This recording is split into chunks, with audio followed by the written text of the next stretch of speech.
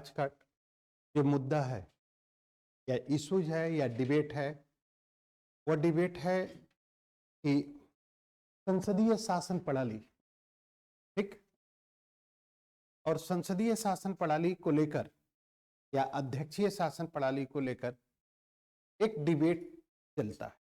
Debate का reason क्या है, डिबेट का मुद्दा क्या है, लेकिन ये डिबेट या यह विवाद सिर्फ स्टार्टिंग फेज का नहीं है, यानी 1950 का नहीं है, बल्कि यह विवाद भारतीय राजनीति में लगभग 2 बार आता है। एक है 1950 में और दूसरा है 1990।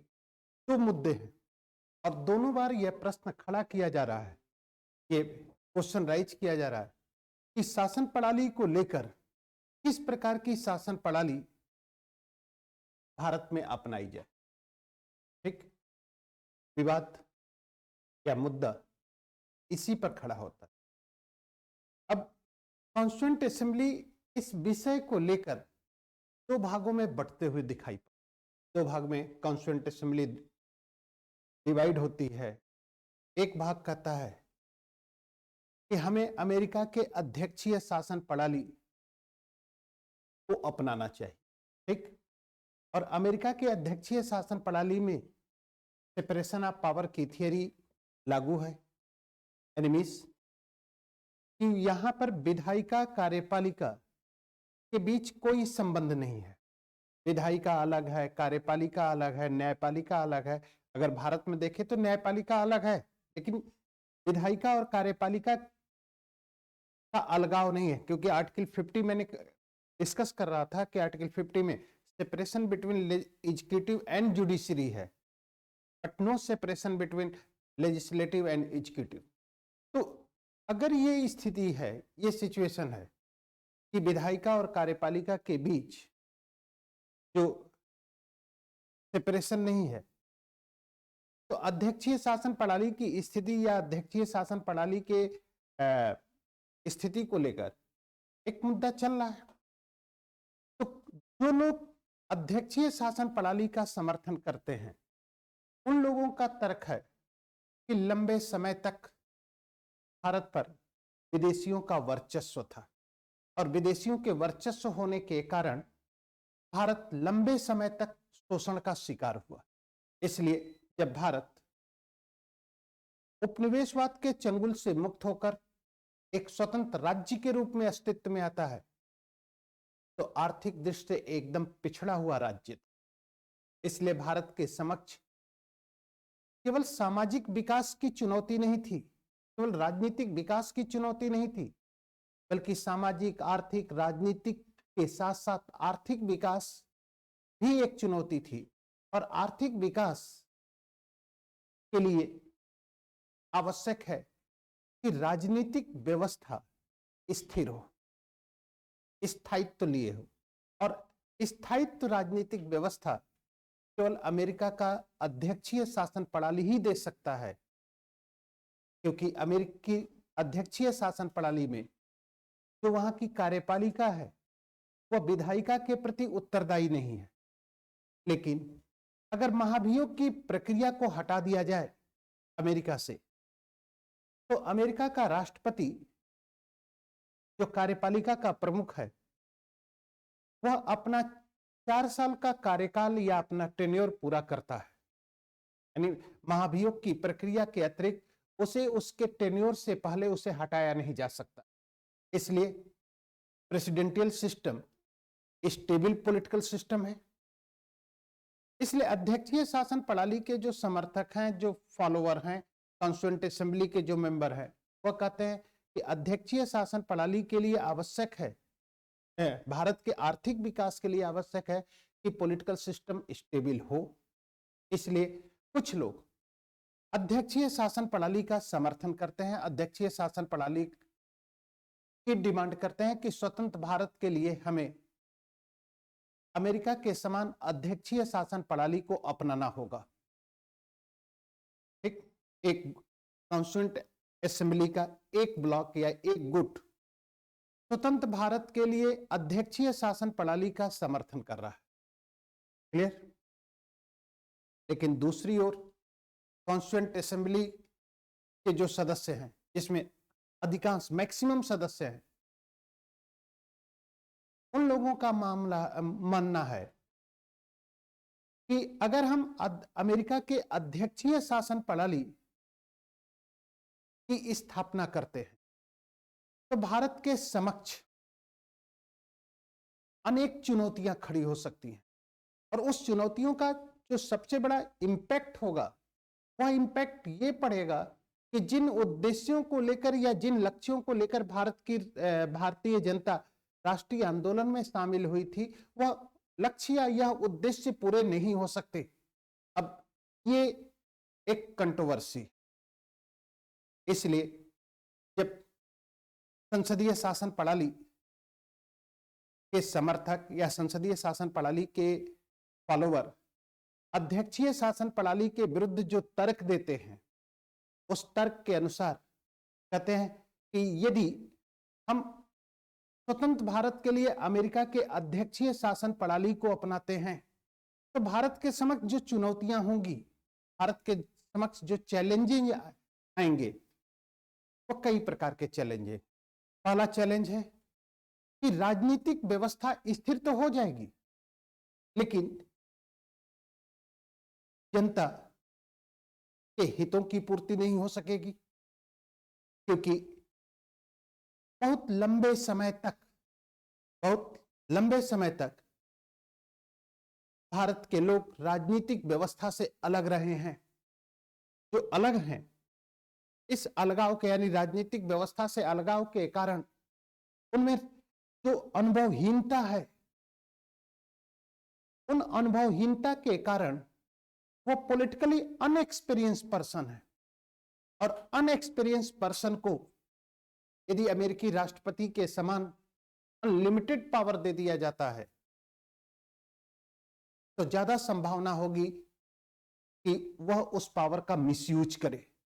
तो क्या लक्ष्य ये था राष्ट्रीय आंदोलन का कि भारत की जनता राष्ट्रीय आंदोलन में इसलिए भाग लेना चाहती है कि हम विदेशियों के शोषण के स्थान पर भारत के लोगों द्वारा शोषित हों? यह लक्ष्य तो था नहीं, क्योंकि भारत की जनता यह जान रही है कि भारत के ऊपर विदेशी शासन है, और विदेशी शासन कभी भारत के लोगों की भलाई नहीं कर सकता। ऐसी स्थिति में भारत की जनता एक ऐसे शासन प्रणाली की स्थापना करना चाहती है, संविधान के द्वारा एक ऐसी राजनीतिक व्यवस्था की स्थापना करना चाहती है जो भारत के लोगों के हितों की पूर्ति हो। और ऐसी स्थिति में अगर अनएक्सपीरियंस या पॉलिटिकली अनएक्सपीरियंस पर्सन को अनलिमिटेड पावर दिया जाता है, अनलिमिटेड शक्ति दे दी जाती है, तो ज्यादा संभावना है कि मिसयूज हो जाए। क्लियर। एक रीजन तो यह था। दूसरा रीजन है कि अमेरिका का अध्यक्षीय शासन प्रणाली भारत के लिए नवीन शासन प्रणाली था, क्योंकि इस नवीन शासन प्रणाली के कारण या इस नवीन शासन प्रणाली की स्थिति के कारण भारत की जनता अध्यक्षीय शासन प्रणाली की कार्य प्रणाली से परिचित नहीं है, जबकि संसदीय शासन प्रणाली के संबंध में भारत की जनता उसकी कार्यप्रणाली से परिचित है, क्योंकि प्रथम स्वतंत्रता संग्राम के पश्चात ब्रिटिश संसद ने भारत की सत्ता ईस्ट इंडिया से लेकर ब्रिटिश सम्राट को सौंप दिया, और ब्रिटिश सम्राट भारत मंत्री के माध्यम से भारत का शासन करने लगी, और भारत मंत्री ब्रिटिश संसद के प्रति उत्तरदायी है। 1857-58 से अगर यह व्यवस्था लागू की जा रही है, यह व्यवस्था लागू की जा रही है, तो 1947 तक यानी लगभग 8 दशकों तक भारत में जो शासन प्रणाली चलाया जा रहा है, उस शासन प्रणाली का स्वरूप संसदीय है, पार्लियामेंट्री है।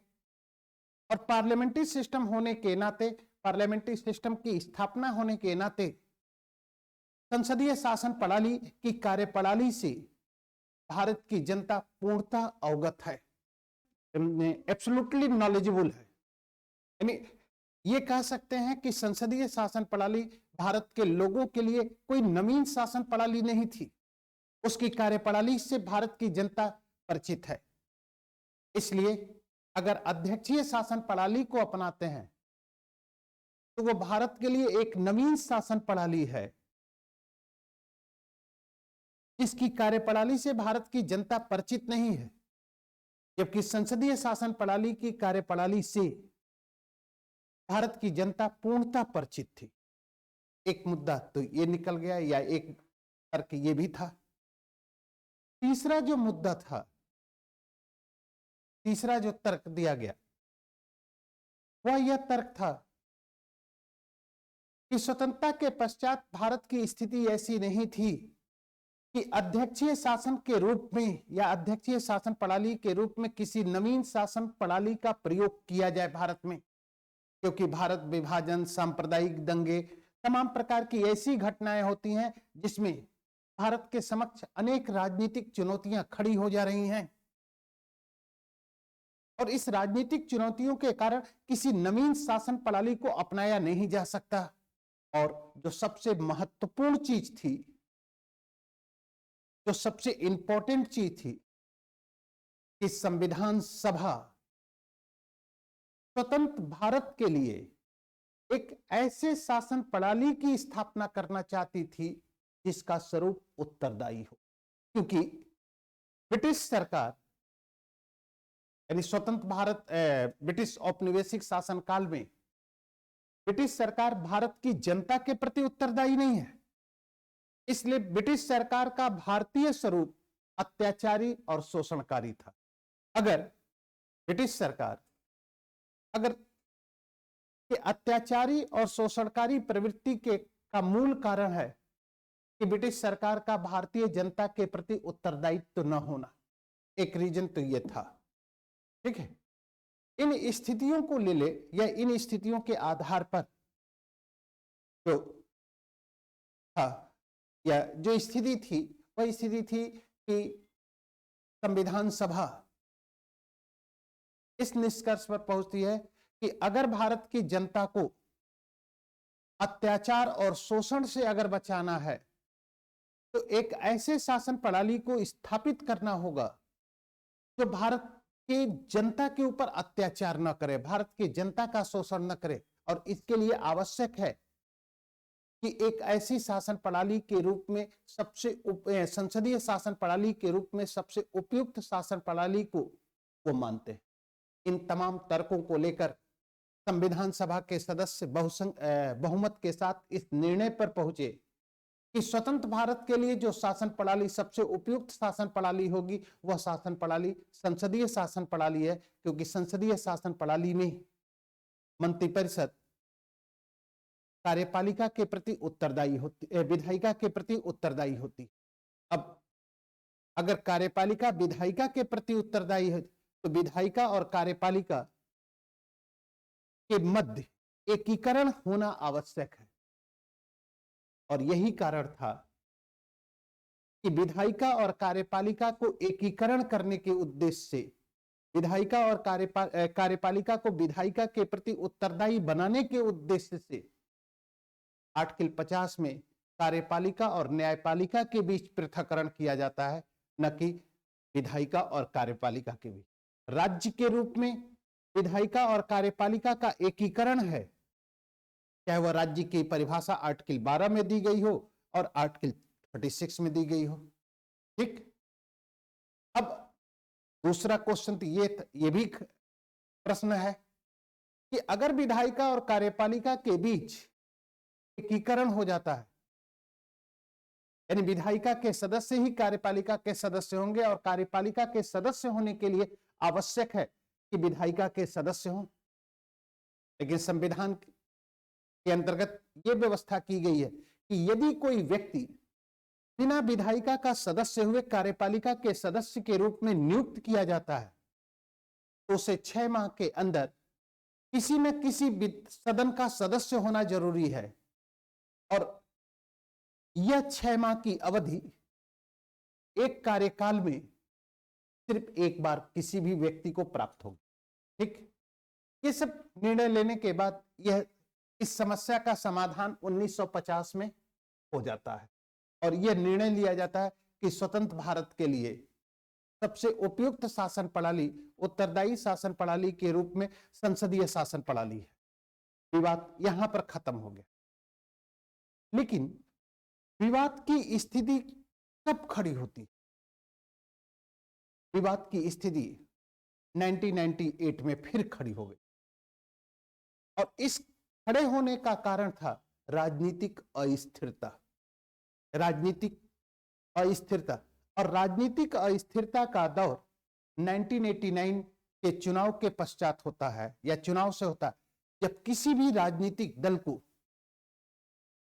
लोकसभा में स्पष्ट बहुमत नहीं मिलता है और जब लोकसभा में स्पष्ट बहुमत नहीं मिलता है तो विभिन्न राजनीतिक दलों, जिसमें क्षेत्रीय दल भी शामिल है, राष्ट्रीय दल भी शामिल है, और उन दलों के सहयोग से केंद्र में एक मिलीजुली सरकार या गठबंधन की सरकार आती है और इस गठबंधन की सरकारों का जो दौर शुरू होता है, वहीं से भारत में राजनीतिक अस्थिरता का भी दौर शुरू हो जाता है। और इस राजनीतिक अस्थिरता के दौर ने एक तरफ भारत के आर्थिक संकट का समाधान करने के लिए, क्योंकि 1989 से जब राजनीतिक अस्थिरता या गठबंधन सरकारों का दौर शुरू होता है तो साथ ही साथ भारत की राजनीतिक संकट की भी, आर्थिक संकट की भी स्थिति शुरू हो जाती है, दौर शुरू हो जाता है। और परिणाम ये निकलता है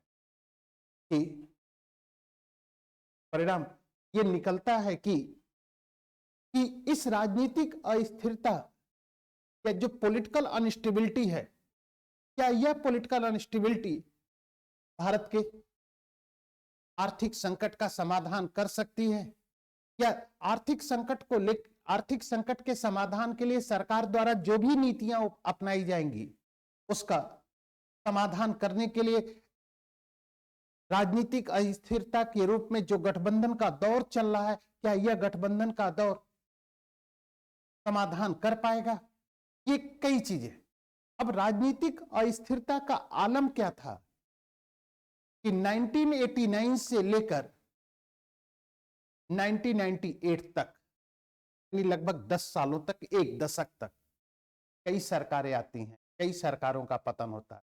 वीपी सिंह आते हैं, चंद्रशेखर आते हैं, पीवी नरसिम्हा राव आते हैं, अटल बिहारी वाजपेयी आते हैं, एसडी देवगौड़ आते हैं, इंद्र कुमार गुजराल आते हैं, अटल बिहारी वाजपेयी आते हैं, फिर अटल बिहारी वाजपेयी आते हैं। यानी 10 सालों में लगभग 8 प्रधानमंत्री अस्तित्व में आते हैं और उनका अस्तित्व खत्म होता है। पीवी नरसिम्हा राव के काल को छोड़ दिया जाए तो अन्य प्रधानमंत्री ने अपना टेन्योर या अपना कार्यकाल पूरा नहीं किया। राजनीतिक अस्थिरता का दौर यह है, का आलम ये है। अब जब राजनीतिक अस्थिरता का आलम ये है, राजनीतिक अस्थिरता का 1989 से लेकर 1998, वैसे ये पॉलिटिकल अनस्टेबिलिटी सिर्फ 1998 तक नहीं है। ये पॉलिटिकल अनस्टेबिलिटी अगर देखें तो 1989 से लेकर 2014 तक का है। इसको पॉलिटिकल अनस्टेबिलिटी कह रहे हैं, राजनीतिक अस्थिरता।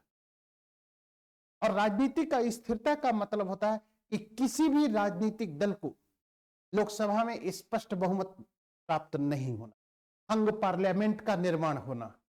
इस स्थिति में, इस सिचुएशन में 1990 का इकोनॉमिकल क्राइसिस का फेज भी है आपके पास, और 1990 का इकोनॉमिकल क्राइसिस है, और 1991 का इकोनॉमिकल रिफॉर्म्स ऑफ इंडिया, ये भी है। तो महत्वपूर्ण निर्णय लिए जाते हैं, क्योंकि आर्थिक संकट का समाधान या आर्थिक संकट की स्थिति को अगर लेकर देखते हैं तो आर्थिक संकट की स्थिति इतनी भयावह है, इतनी जटिल है कि आर्थिक विशेषज्ञों का मानना है कि भारत के पास जो विदेशी मुद्रा बची है, उस उस विदेशी मुद्रा से भारत सिर्फ केवल 1 सप्ताह तक ही अपना व्यापार कर सकता है। एक तरफ ये इकोनॉमिकल क्राइसिस है आपकी, और दूसरे तरफ भारत में राजनीतिक अस्थिरता का दौर। अब इस दौर में समस्या का समाधान किया कैसे जाए? ऐसी स्थिति में 1998 में एक राजनीतिक गठबंधन है, और उस राजनीतिक गठबंधन ने अपने चुनावी घोषणा पत्र में या अपने इलेक्शन मैनिफेस्टो में यह निर्णय करता है, इंडिकेट करता है, डिक्लेयर करता है कि यदि चुनाव के पश्चात इस गठबंधन की सरकार बनती है तो संविधान की समीक्षा के लिए एक संविधान समीक्षा आयोग का गठन किया जाएगा, जो संसदीय बनाम अध्यक्षीय शासन प्रणाली के संबंध में या संसदीय शासन प्रणाली या अध्यक्षीय के संबंध में अपने विचार देगी। चुनाव के पश्चात उस राजनीतिक गठबंधन को स्पष्ट बहुमत मिला, और स्पष्ट बहुमत मिलने के बाद जब सरकार का गठन हुआ और सरकार अपने चुनावी घोषणा पत्र को लागू करना शुरू की, तो अपने चुनावी घोषणा पत्र को लागू करते हुए पूर्व मुख्य न्यायाधीश वेंकट चलैया की अध्यक्षता में एक 11 सदस्यीय संविधान समीक्षा आयोग का गठन किया। क्लियर? इस आयोग ने विभिन्न क्षेत्रों के विशेषज्ञ, संविधान विशेषज्ञ, राजनीतिक विशेषज्ञ, इन विभिन्न क्षेत्रों के विशेषज्ञों को मिलाकर एक संविधान समीक्षा आयोग का गठन किया जाता है, और इस आयोग के चेयरमैन बनाए जाते हैं एक्स जज वेंकट चलैया, सीजीआई, एक्स सीजीआई वेंकट चलैया। आयोग अपनी सिफारिश करता है, विभिन्न क्षेत्रों में अपनी सिफारिश किया, लेकिन संसदीय बनाम अध्यक्षीय शासन प्रणाली को लेकर आयोग का कोई रिकमेंडेशन नहीं आता है, किसी भी प्रकार का रिकमेंडेशन नहीं आता है। अब जब रिकमेंडेशन नहीं आता है तो यह मुद्दा यहीं पर खत्म हो जाता है। लेकिन तत्कालीन राष्ट्रपति के.आर. नारायणन एक योग्य व्यक्ति थे, ब्रिटिश राजनीतिक विचारक लॉस्की के शिष्य थे, और उनके अंडर में अपना शोध कार्य पूरा किया था, अपना रिसर्च वर्क पूरा किया था। उन्होंने एक अवधारणा दी, एक विचार दिया, और यह अवधारणा कोई नवीन अवधारणा नहीं थी। इस अवधारणा के पहले इस तरह का विचार राजेंद्र प्रसाद भी दे चुके थे, आपके अंबेडकर भी दे चुके थे, तमाम लोग दे चुके थे संविधान सभा। उन्होंने कहा कि कोई भी संविधान बुरा नहीं होता, संविधान की सफलता और असफलता उसके क्रियान्वयन पर निर्भर करता है। क्लियर? अब अगर राष्ट्रपति के इन विचारों का विश्लेषण किया जाए, राष्ट्रपति के इन विचारों को देखा जाए कि कोई भी संविधान बुरा नहीं होता, या कोई भी संविधान पूर्णतः कोई भी संविधान असफल नहीं होता, संविधान की सफलता और असफलता उसके क्रियान्वयन पर निर्भर करती है, तो इसका मतलब कि अगर भारत का संविधान के लागू करने के पश्चात भारत में राजनीतिक अस्थिरता का दौर शुरू हो जाता है, तो इसका तात्पर्य तो यही निकलता है कि उसका सफल रूप से क्रियान्वयन नहीं किया गया। अब जब सफल रूप से क्रियान्वयन नहीं किया गया, यदि राष्ट्रपति के विचारों का विश्लेषण किया जाए, राष्ट्रपति के विचारों की स्थिति का मूल्यांकन किया जाए, तो इससे क्या लगता है? इससे एक चीज स्पष्ट होती है कि भारत में जो राजनीतिक अस्थिरता का दौर चल रहा है, उस दौर के लिए या उस राजनीतिक अस्थिरता के लिए संविधान कारण नहीं है। संविधान को उत्तरदायी बनाना गलत है, बल्कि भारत में राजनीतिक अस्थिरता के लिए उसका क्रियान्वयन करने वाली सरकारें हैं, और क्रियान्वयन करने वाली सरकारें का मतलब कि राजनीतिक दल, और राजनीतिक दल अपने राजनीतिक हितों को लेकर संविधान में ऐसे तमाम संशोधन किए जिससे कि राजनीतिक व्यवस्था अपने उद्देश्य या अपने लक्ष्यों से हट जाती है, चाहे वह 42 अमेंडमेंट हो या कोई भी अमेंडमेंट ले लीजिए। जबकि 42 अमेंडमेंट ने तो संविधान के मूल स्वरूप को ही बदल दिया था। यहां पर एक सवाल खड़ा हो गया, एक क्वेश्चन राइज हो जाता है कि वैसे तो संविधान समीक्षा आयोग ने संसदीय शासन प्रणाली या अध्यक्षीय शासन प्रणाली के संबंध में किसी भी प्रकार की कोई सिफारिश नहीं की।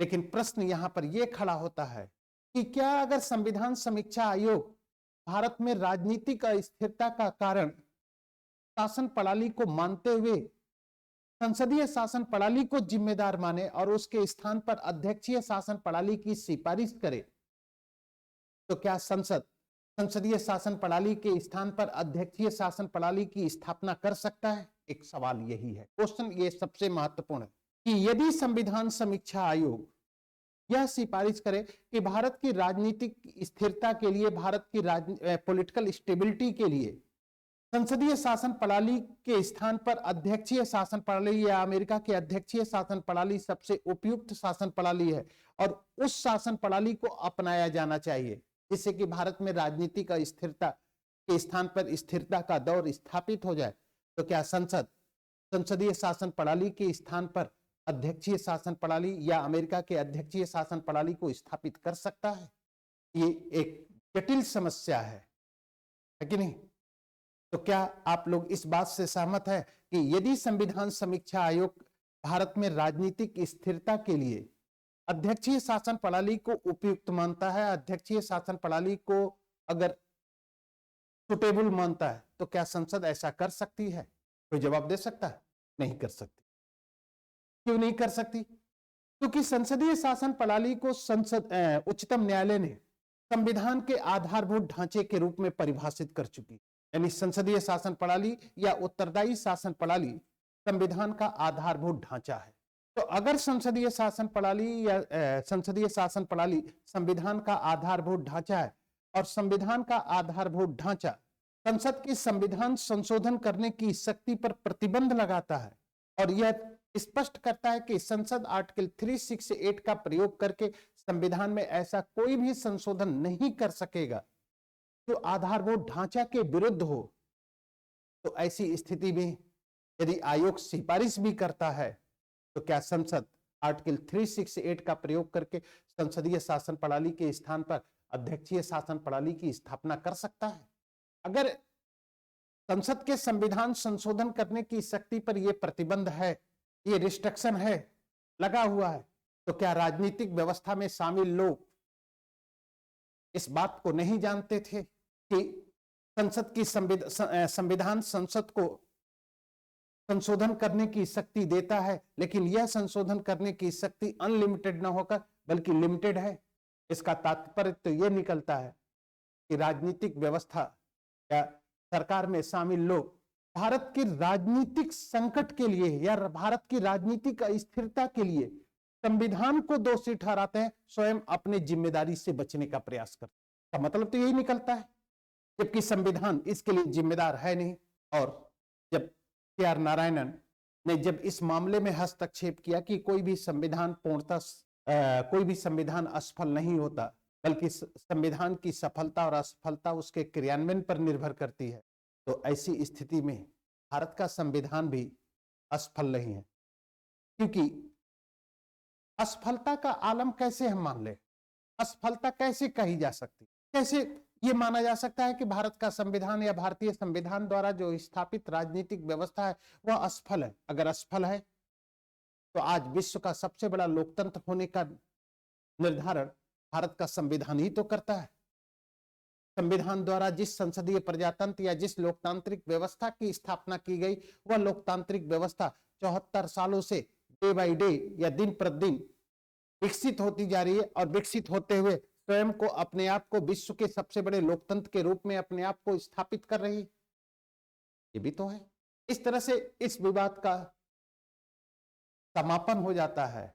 अब जब संसदीय शासन प्रणाली की स्थापना की गई तो संसदीय शासन प्रणाली एक उत्तरदायी शासन प्रणाली है और संविधान सभा स्वतंत्र भारत के लिए उत्तरदायी शासन प्रणाली की ही स्थापना करते हैं, उत्तरदायी शासन प्रणाली को ही स्थापित करना चाहते हैं, जिससे कि सरकार के निरंकुश या सरकार की निरंकुशता पर प्रतिबंध लगाया जा सके। क्योंकि अगर अगर सरकार पर प्रतिबंध नहीं लगेगा तो भारत के लोग जो राजनीतिक मामलों में या राजनीतिक दृष्टि से अनुभवहीन हैं, वह अगर उन अनुभवहीन लोगों को अगर राजनीतिक शक्ति मिल जाती है तो ज्यादा से ज्यादा संभावना ये व्यक्त की जा सकती है कि अनुभवहीन व्यक्ति इन शक्तियों का मिसयूज करेगा।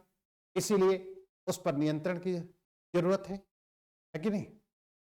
तो इस स्थिति को ले ले या इस स्थिति के आधार पर यह निर्णय है।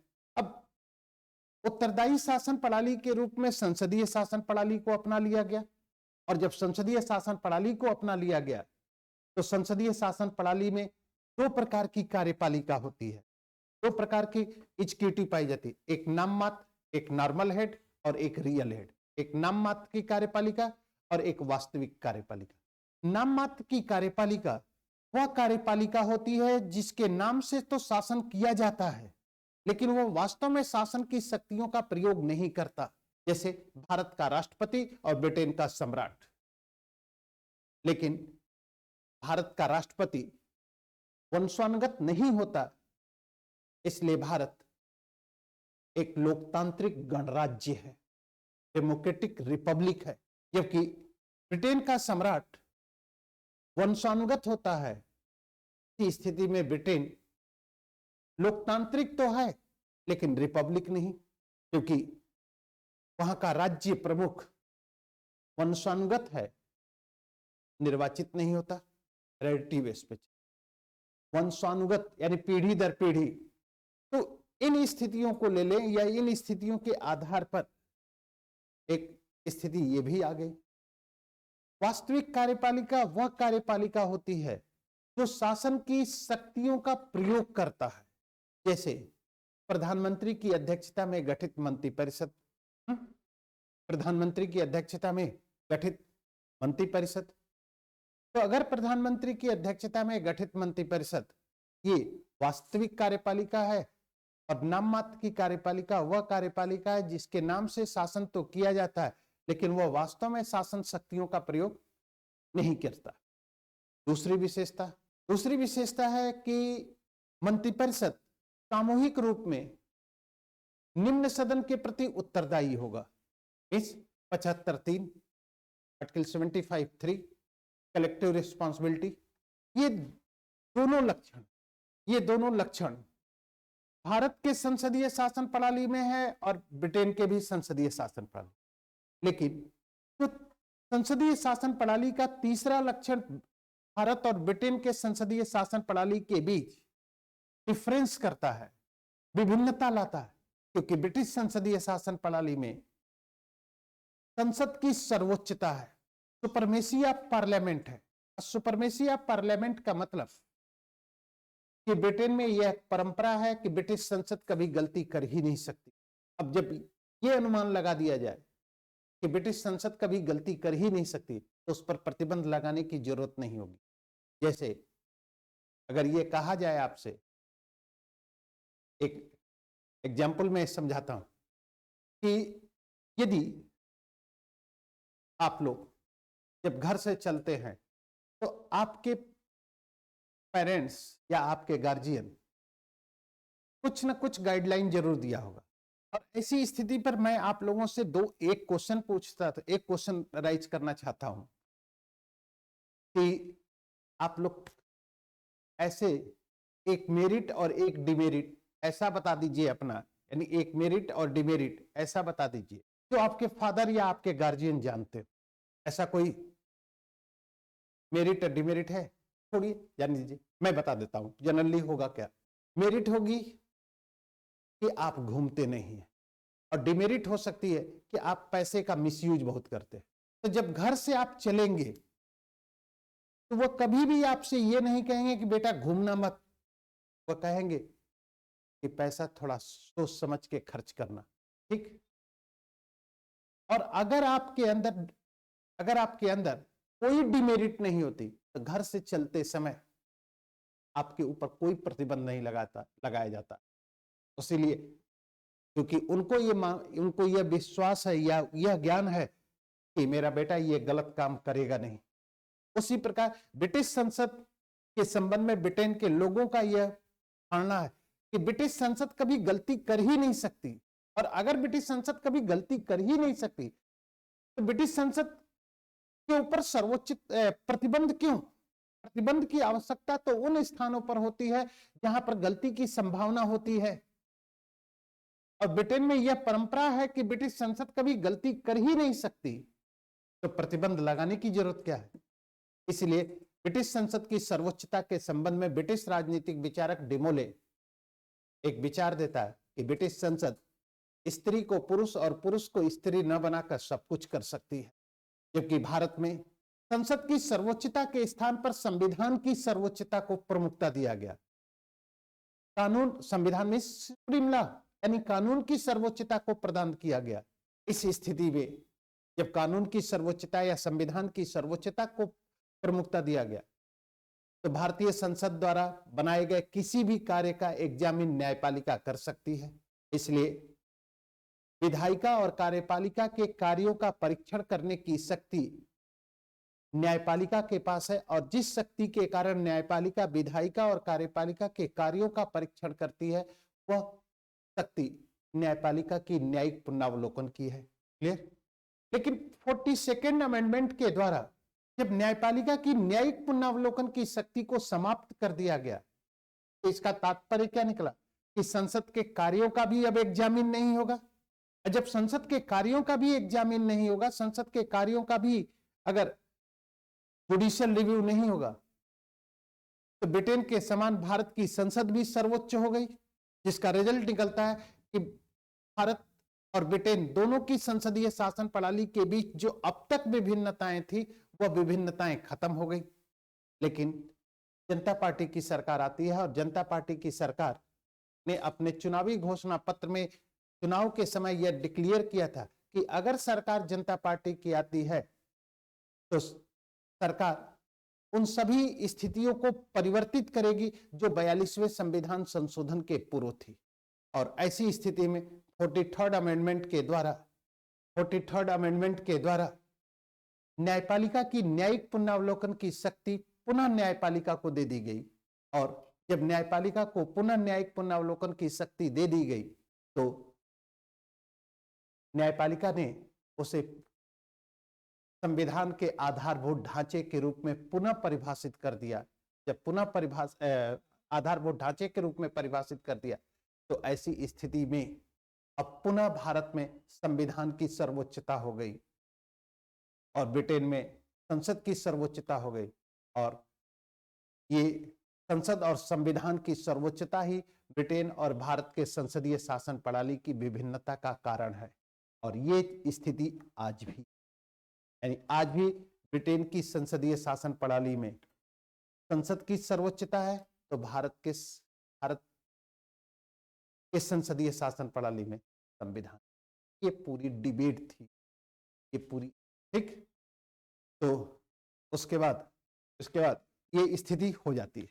दूसरा मुद्दा या दूसरी स्थिति ये खड़ा होता है, दूसरी स्थिति ये खड़ी होती है कि उत्तरदायी शासन के रूप में संसदीय शासन प्रणाली की स्थापना की गई।